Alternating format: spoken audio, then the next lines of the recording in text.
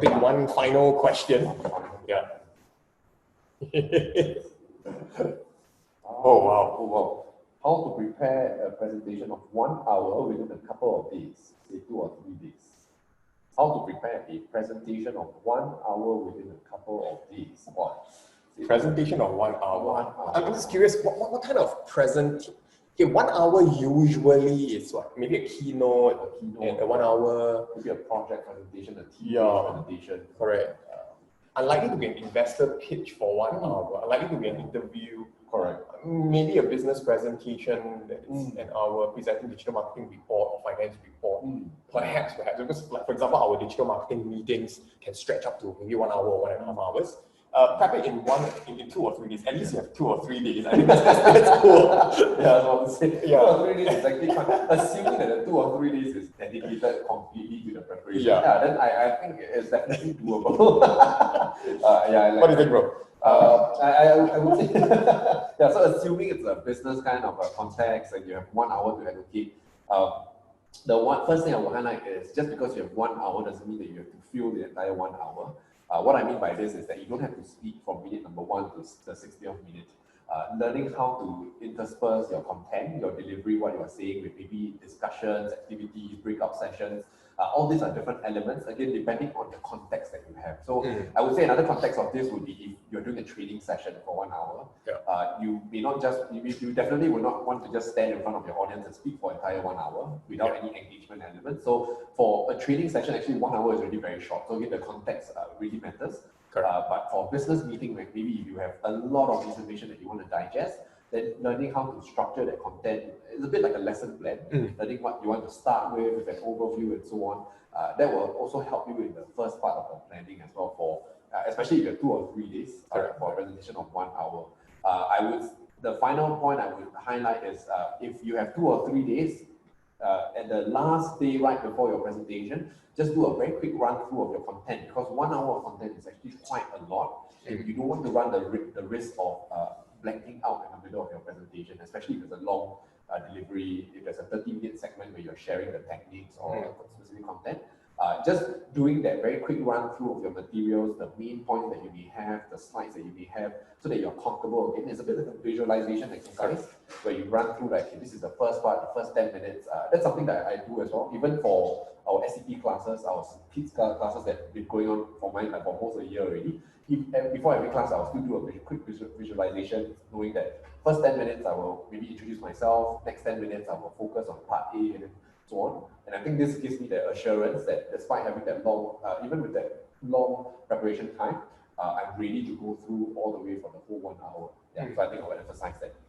I fully agree, because like as with time management and preparing a presentation, most of the time it can seem like a daunting task. Like for instance, someone says, okay, Darren, Zul, together with your team, you'll set up the Trainers Academy for Public Speaking Academy, or you'll set up the Super Kids Online Mastery. Whenever you get one project, and it's just one project like this, so in your case, thank you for sending this question, you get a presentation maybe by your client, if you're your own boss, or let's say you have someone that you account, or you report to, then maybe your reporting supervisor says, come up with a presentation 1 hour. Whenever we receive that package of assignment, it always seems very, very daunting. So the whole idea is to be able to break it out into smaller pieces or smaller denominations. Like for example, when we say time management, how do we better manage our time? If one day is 24 hours, you find it a little bit harder to manage. The key to doing it is how do you better appreciate and use time is to break it down into smaller frames, smaller time frames, so it's easier for you to manage. So like what Zul mentioned, to break your project or your task, in this case, your speech presentation for Zul would be his case of preparing. You can see how serious he is in preparing for the presentation, splitting that into smaller segments. This is what we call a training agenda. So when we do the SPP for adult, which is a 2-day training program, we also split it into like multiple time frames, like the first 1 hour, that's what we do. If it's a 1 day, then I probably won't split maybe into per minute. I'll split it into every 10 minutes, maybe 15 minutes, 30 minutes, and then maybe a 1 hour time frame. That's very, very useful. Another one is to prepare for a 1 hour presentation, because we don't have enough facts to proceed. A different speech would have a different way of treating, different speech genre would have a different way to start to have the body and then to conclude as well. So there's only that much we can advise until we get more information. But when it comes to general feedback, or general tip, I'll just share one more, which is preparing a presentation for 1 hour, one important thing to note is the 1 hour of engagement time with your audience members, I always say this, even though they are spectators, they still very much want to feel as if they are participating in your speech as well. So to make them feel like they are participating in the speech, it can penetrate in different levels, right from the story level, making them the characters of the story or role play as characters, down to the discussion. Many a times we say that for adult training, there's always the blended learning approach, where one is more a training, coaching, the other one is more of a facilitative approach. In fact, you probably need a mixture of both. If it's like a professional training course, then probably you would want, and especially one where we teach skills, let's say go for digital marketing. Let's not use public speaking. You go for a digital marketing course, you will need to have a bit more of the training and stuff because you are coming from a position of a subject matter expert. You can't just go in and do a facilitative approach and just tease out inner wisdom from everyone. Okay, so what's your wisdom? In the first place, they may not have the hard technical knowledge when it comes to cost per acquisition, how to come up with a funnel, how to improve their sales process. They really won't know that yet. That's what they are here for. So you can't expect to do a 100% facilitative process.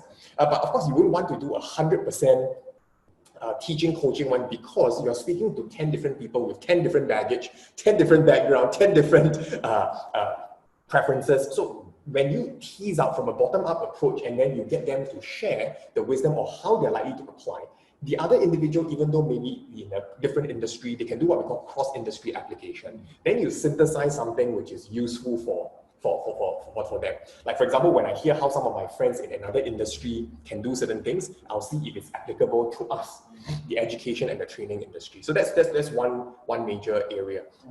Let your audience members participate, not just story level, but to facilitate the facilitative portion of the training, get them to discuss amongst themselves and then to share it with everyone and then hear from them. So what do they think?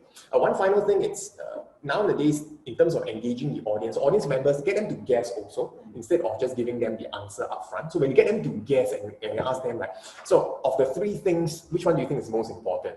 Words, tone, or body language? Which one do you think is the most important? Get them to guess, because this engages them, rather than to say, do you know that body language, according to Dr. Albert Mehrabian's model, takes up 55% of effectiveness? That is just one way. It becomes a monologue. But the moment you get them to guess, it becomes more of a dialogue already.